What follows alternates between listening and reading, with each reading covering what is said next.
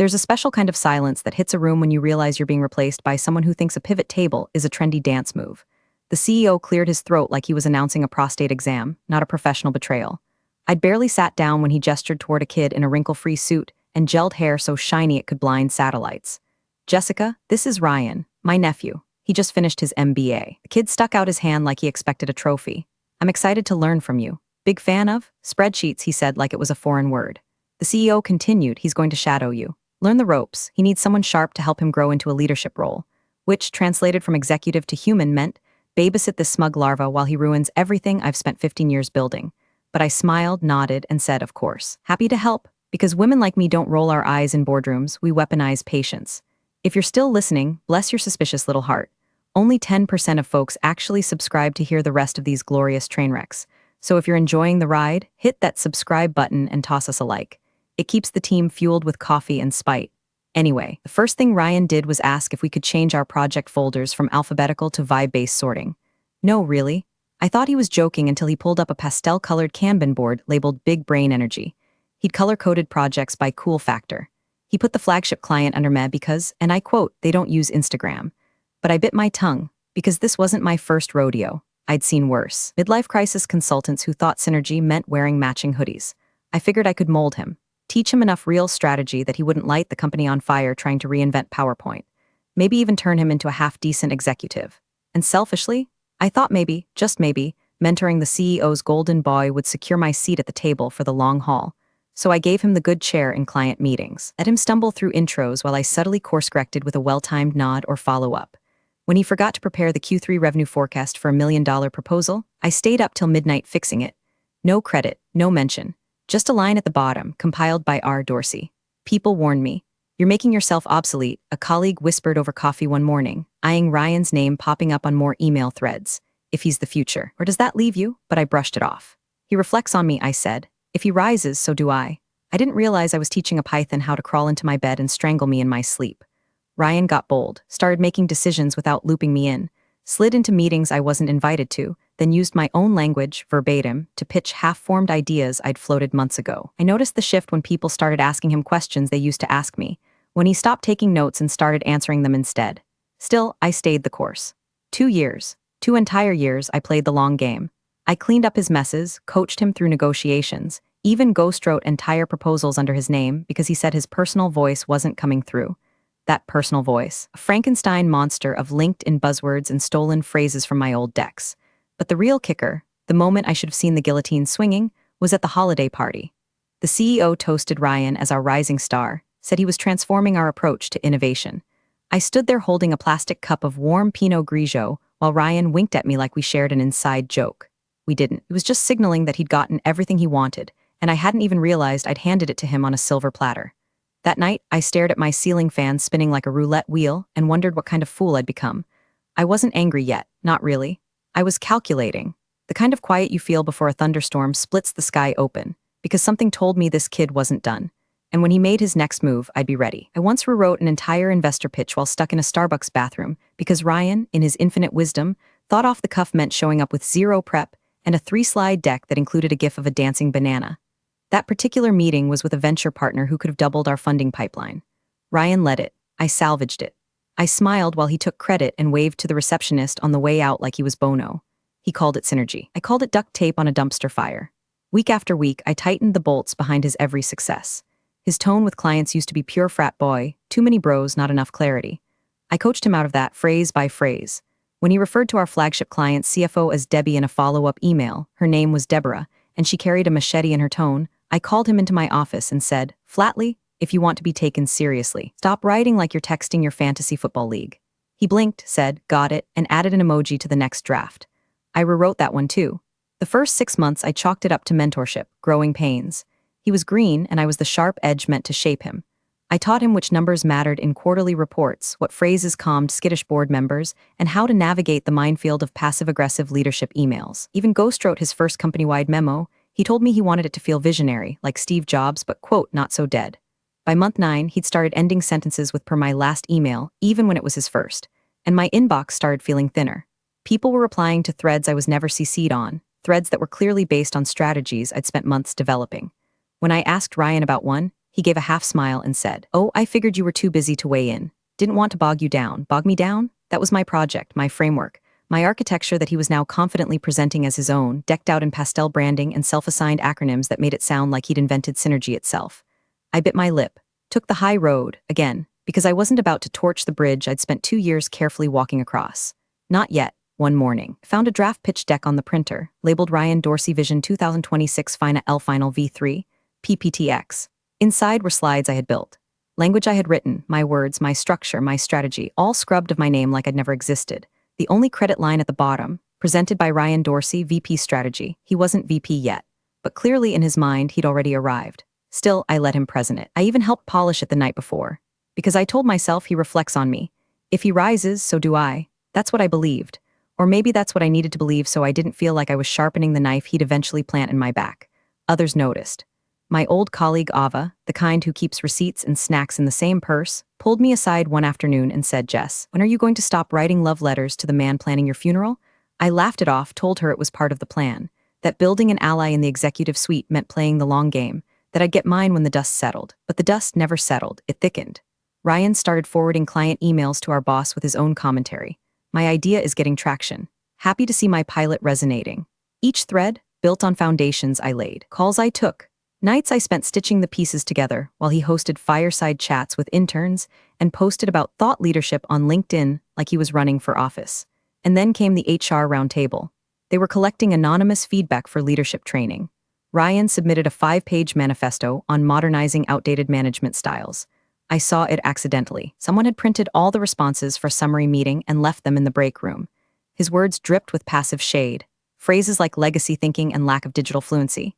It didn't name me, but it didn't have to. It was clear. Ryan wasn't just stepping into a new role. He was rewriting the narrative of how he got there and erasing the woman who taught him how to fake it till he looked the part. And still, I said nothing, because I was waiting for the right move. And when it came, it wouldn't be loud. It would be surgical.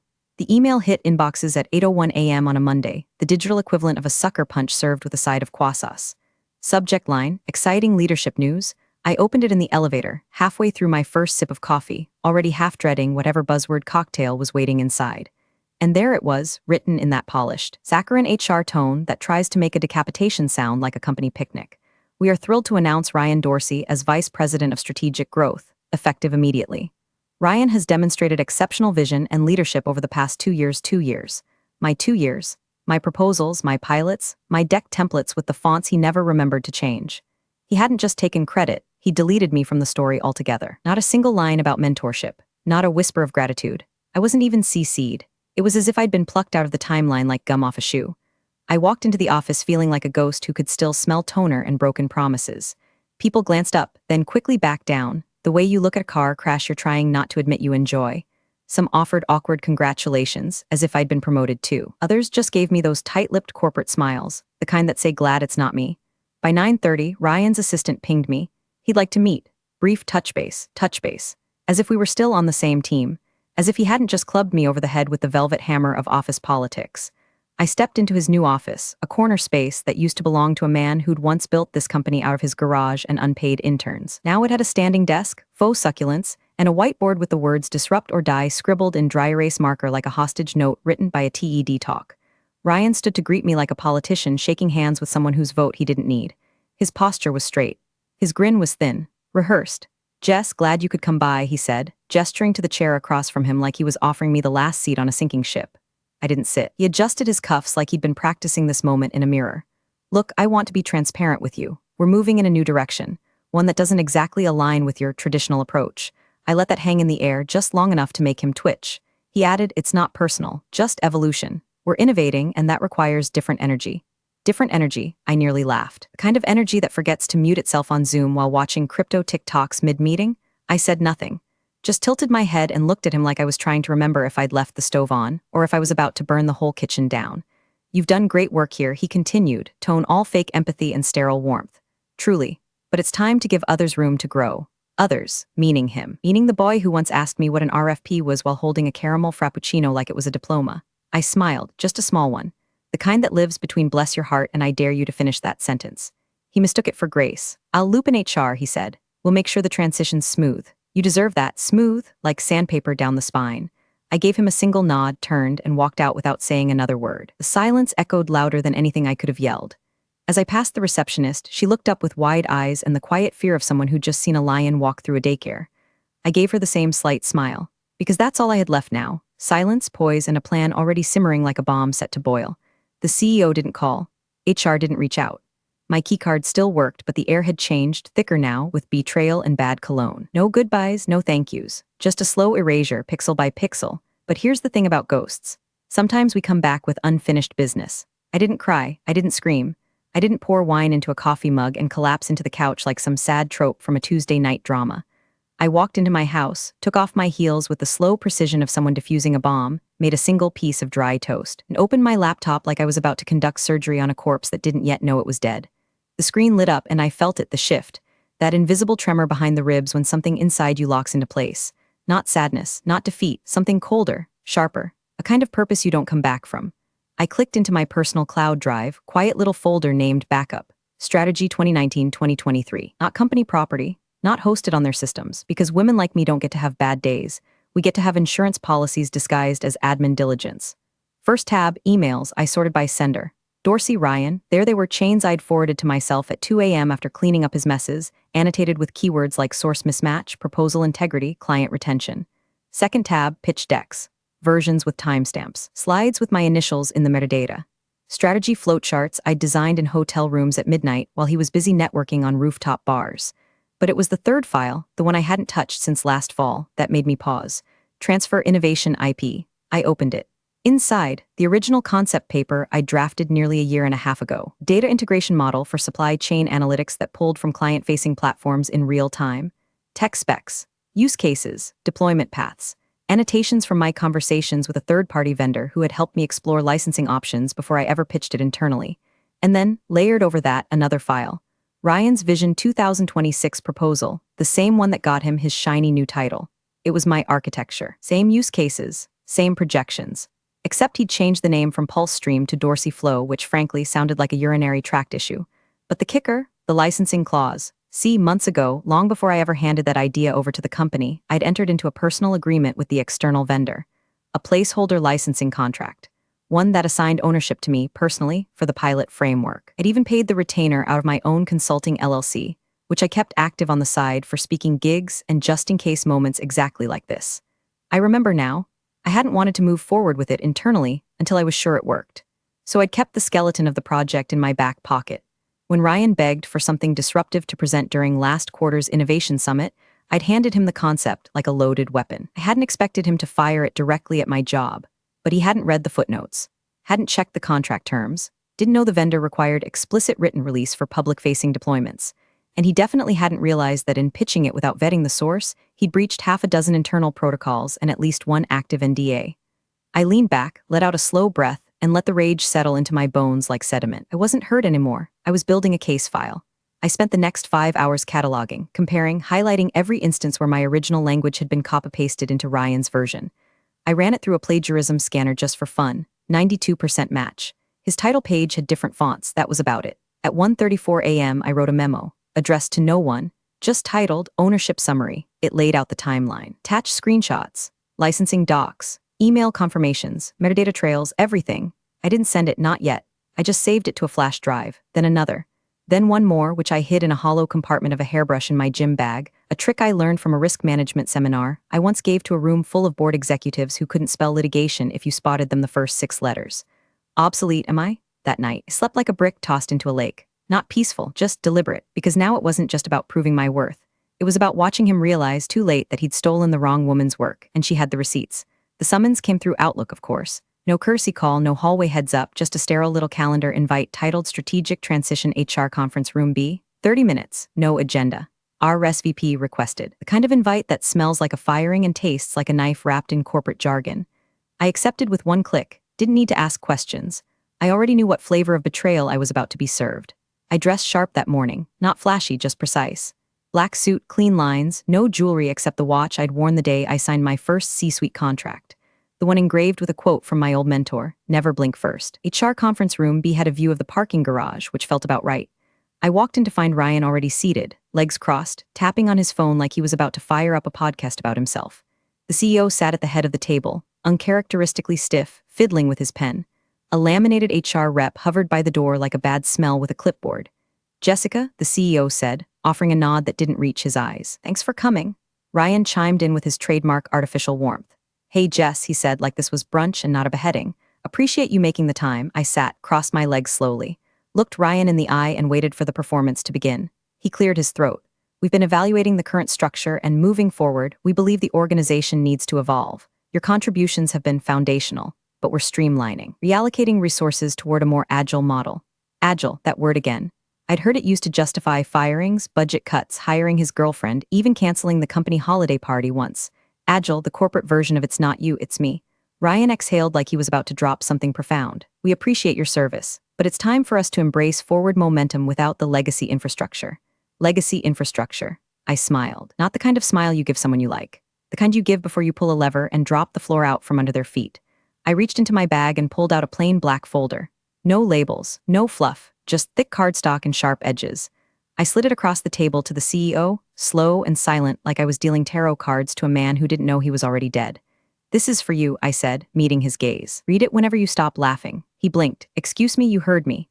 Ryan rolled his eyes and let out a smug little snort. Jess, come on, this isn't necessary. Let's keep things professional. I stood up, smoothed the front of my blazer, tapped once on the folder with my finger. That's professional, I said. What you're doing, that's reckless. The CEO looked down at the folder like it might explode. What is this? You'll see, I said, voice calm, razor flat. You'll see everything. And with that, I turned and walked out. No handshake, no tears, no it's been a pleasure. Just heels clicking across cheap laminate flooring, echoing down the hallway like a gavel striking wood. Outside the conference room, the office was quiet. Too quiet. Word had gotten around. I could feel eyes watching from behind cracked doorways and half-drawn blinds, the way people watch a building right before it collapses. No one said anything, but they didn't need to. The silence told me everything they expected me to break. To cry, to beg, but I don't beg, I prepare. I left the building like I owned it, because in a way I still did. My prints were on every system, my frameworks in every file. And the man they'd just anointed had no idea he'd been handed a crown built on stolen bricks I could yank out any time I wanted. In the parking lot, I paused by my car, looked back at the glass tower where I'd spent 15 years building, mentoring, fixing, and I smiled again, because now the countdown had started. And when the CEO opened that folder, he wouldn't just see my side of the story. He'd see the fuse, and it was already lit. The CEO didn't open the folder right away. At first, he just sat there, blinking at it like it had grown teeth. Ryan chuckled nervously and said something like, she's just trying to make a scene. Classic legacy playbook stuff. But his voice cracked a little at the end. He was trying to act like the alpha in the room, but his knee was bouncing under the table like a kid who just realized he filled in the wrong bubbles on the SAT. The HR rep, sensing tension that could ruin her lunch break, excused herself with the grace of a houseplant backing out of a murder scene.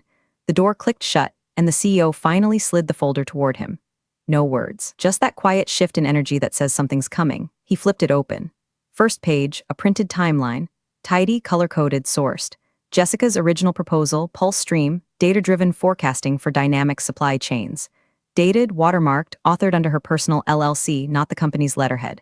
He turned the page, more documentation. Side-by-side comparisons of Jessica's strategy deck and Ryan's Vision 2026 presentation. Identical phrasing, identical structure. Charts mirrored right down to the spelling error on slide 6 that Jessica had left in the draft as a placeholder. Next tab, the licensing agreement. That's when his brow creased. The document was signed nearly a year ago. Jessica's name, the vendor's signature. Terms that assigned intellectual property ownership of the pilot framework directly to Jessica's LLC unless formally transferred, something that had never happened. He flipped again. Ryan's version. Same model, rebranded as Dorsey Flow, with a splash page that used the same image Jessica had pulled from Getty, watermark cropped, but still faintly visible if you looked hard enough. Then the contract excerpts, highlighted clauses Ryan never read. Confidentiality agreements, deployment restrictions, explicit requirements for external release, none of which Ryan had complied with. And then came the kicker, an email chain between Jessica and the vendor, dated 3 weeks prior, confirming that the licensing had not been transferred, and any public presentation of the product was in direct violation of their agreement. The CEO exhaled slowly, leaned back in his chair, and tapped the folder with the back of his pen. His face didn't shift much, but the lines around his mouth hardened. Not surprise, not anger, something worse, recognition. He'd seen this kind of mess before, just never in his own house. From across the table, Ryan laughed again, weak, high-pitched. Come on, you're not taking that seriously, right? It's just a pile of PDFs. She's trying to cover her, the CEO held up a hand, not aggressively, just firmly, like you gesture to a dog before it peed on the rug. Ryan, he said quietly, go back to your office, I need a moment. Ryan hesitated, jaw working. With respect, I now, and just like that, the energy flipped. Ryan left, muttering something under his breath that sounded suspiciously like boomer paranoia. The CEO waited until the door closed again, then picked up his desk phone and pressed a single button. "Hey," he said after a pause, "it's me. We have a situation." He stood and turned toward the window while legal picked up. "Yeah, I'm holding a licensing agreement in my hand that predates Ryan's promotion by a year. No, it's not ours, it's Jessica's. No, she didn't sign it over. And yes, we used it, publicly." He listened, nodded once. "Tell me exactly what that exposes us to." Another pause. "Understood. Start drafting the statement, and call our external counsel. Today." He hung up and stared out over the parking lot, arms crossed, one knuckle tapping the folder like a metronome, counting down to impact. Because this wasn't just plagiarism. This was a liability event. The kind that sends ripples through investor calls and quarterly earnings and board evaluations. The kind that gets people fired. And for the first time that day, the CEO smiled, not kindly, not cruelly, just like a man who finally sees the full picture and knows exactly who not to trust moving forward. The boy he'd handed the keys to had just driven the car into a wall. And Jessica had quietly handed him the dash cam footage. The headline dropped like a brick through a glass ceiling. Loud, sharp, impossible to ignore. Velocity Tech launches real-time supply chain forecasting powered by PulseStream, a game-changer developed by industry veteran Jessica M.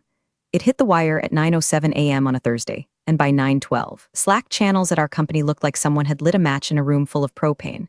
People didn't message me, I was already out of sight and out of the building. But my phone buzzed with screenshots. Mentions, pings, even Ava, who never swore in text, sent me nothing but a row of fire emojis and holy. SHT. Ryan's name was nowhere in the article. Not a quote, not a footnote. But mine, it was everywhere. Jessica M., former strategic lead at Redacted Corp., has partnered with Velocity Tech to deploy a proprietary data framework years in the making. The reporter even included a pull quote from my keynote at last year's conference. Innovation without integrity is just branding. By 9:18, Ryan was pacing the corridor outside the executive floor like a raccoon trapped in a revolving door. Eyewitnesses later said he stormed into legal's office demanding an explanation, claiming sabotage, insisting that Jessica I must have stolen company property and handed it over to a competitor. He used words like espionage, breach, and according to one assistant, reputational terrorism. Legal stayed silent, because by then they'd seen the folder too. Ryan's version of events unraveled like wet toilet paper. Every question he answered spawned two more. Who approved the deployment? Who signed the vendor release? I hadn't due diligence caught the external licensing terms? And why exactly had a supposedly in-house product debuted under someone else's name, with notarized proof of concept dated months before he ever touched it? He cornered the CEO that afternoon, face flushed, voice too loud. "We have to issue a correction. She's misrepresenting herself. This was our initiative." The CEO didn't blink, just sipped his tea. He always drank tea when things went nuclear. "You authorized a deployment," he said quietly, "that you didn't own." Ryan blinked. "But no one told me no one had to," the CEO said, voice flat as asphalt. "You pitched an external framework to our board, moved it into prototype without legal, and then used our brand to claim ownership of intellectual property we didn't license. That's not strategy, Ryan. That's negligence." Someone close to the conversation said Ryan tried to laugh it off, something about growing pains and startup hustle culture. But by then, it was too late. The board was already involved. Investor calls had been postponed. Internal emails had begun surfacing with subject lines like process breakdown urgent and dossier approval chain immediate review. His allies, quiet. His old mentor in marketing, on vacation and staying there. Junior analysts who once fought to be on his team started angling for transfers before their names got pulled into the vortex. Meanwhile, I was in New York. I'd been flown out for sit-down with Velocity Tech's leadership. We toasted with champagne in a glass-walled office high above the skyline while my old workplace sank below sea level in real time. The article was just the beginning. More stories followed. Industry blogs dug into my licensing deal. Thought leaders on LinkedIn started resharing my conference quotes, framing me as the face of ethical innovation.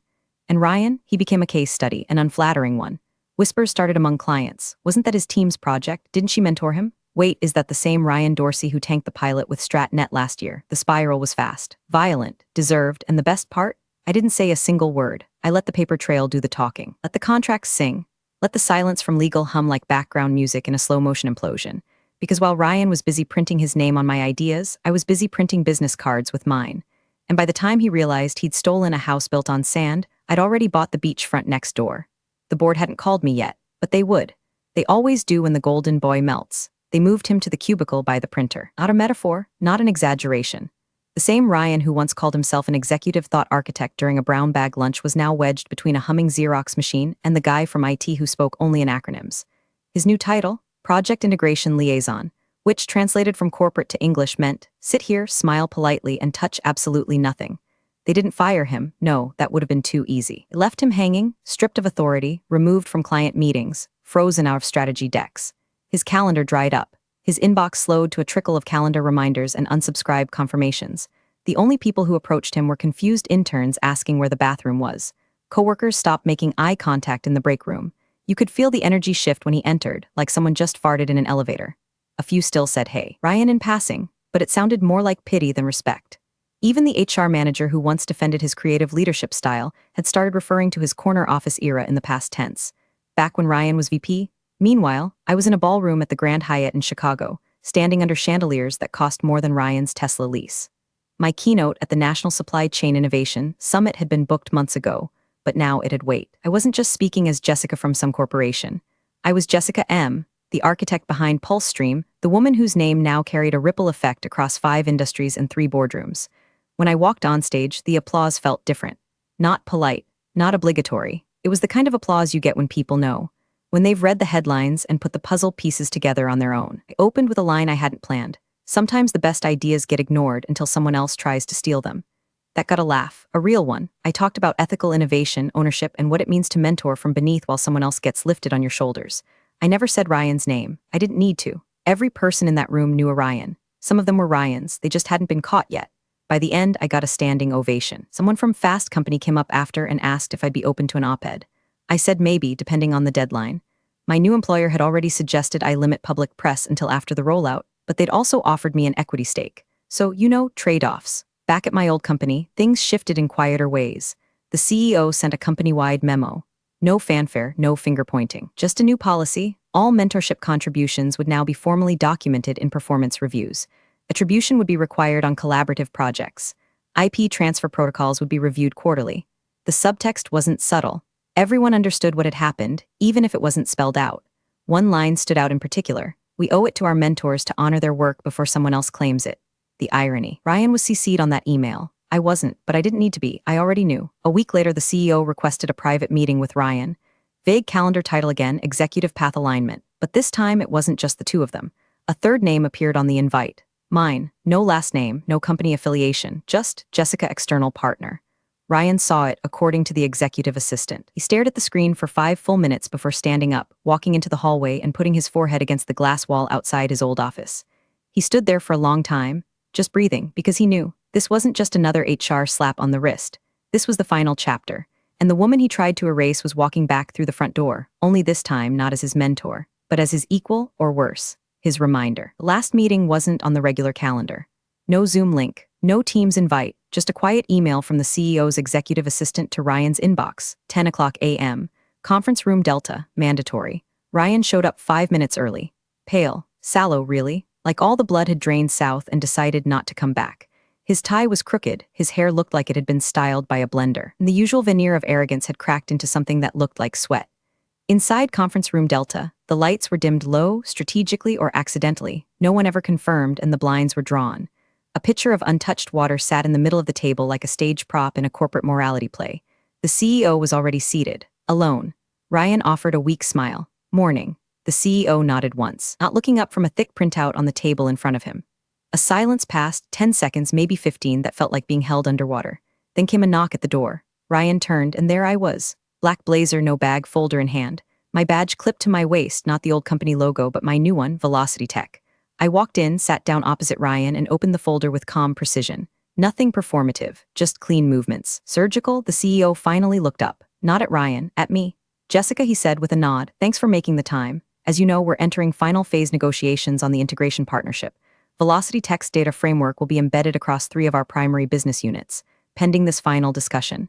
Ryan blinked, twice. His lips parted but no sound came out. I said nothing, just waited. The CEO picked up the printout. Ryan's old proposal, the bastardized version of mine, and began reading aloud. Not the whole thing, just the executive summary. The stolen lines, the ones I'd written in a hotel room 18 months ago while he was too busy networking at the rooftop bar to send in his notes. When he reached the line, designed to elevate logistics visibility through proactive forecasting and ethical machine learning applications, he stopped. Then he looked up. Straight at Ryan. She didn't just mentor you, he said. She protected this company from you. There was a beat of stillness. And then the CEO did something no one expected. He laughed, not a chuckle, not a polite release of tension. A full-bodied, bitter laugh, like a man realizing just how close he'd come to letting a toddler drive a tractor through a minefield. It rang through the hallway, through the glass walls, out into the rows of desks beyond where heads turned and keyboards paused mid-keystroke. Ryan's mouth opened, closed. I didn't mean to, no, the CEO cut in. You didn't mean to get caught, you didn't mean to overreach, but you did, and now the only question left is how quietly you plan to leave. Ryan stood blinking fast. You're firing me? The CEO nodded, almost amused. That's the part you're hearing. A long silence followed. Then, as if suddenly remembering I existed, Ryan turned to me. You're just here to gloat. I tilted my head slightly. No, Ryan, I'm here to invoice. The CEO cracked another smile. You'll be escorted out shortly. Security has your off-boarding documents. Leave your badge, and your NDA has been reactivated, so choose your next tweet very carefully. Ryan didn't move, not right away. Eventually, he muttered something about lawsuit and board appeal, but his voice didn't even fill the room. It dribbled out like soda gone flat. I stood, closed my folder, and offered a single nod, 1 inch downward, no emotion. Just acknowledgement. Final, clean, and I walked out. Past the HR director standing just outside. Past the admin who'd once called Ryan visionary and now avoided his gaze like it might be contagious. Down the hallway where the laughter had echoed moments before, and where, for the first time in 2 years, I wasn't invisible. I didn't need a parade, or confetti, or even applause. Because I'd already won. Not with revenge, with record. Ryan had tried to rewrite history, but I owned the footnotes, and now, he doesn't even get a mention in the next chapter. Thanks for watching, you cubicle warriors. Hit that subscribe button. Unless you're my old boss, then you're on your own. Revenge of the coffee pot strikes again.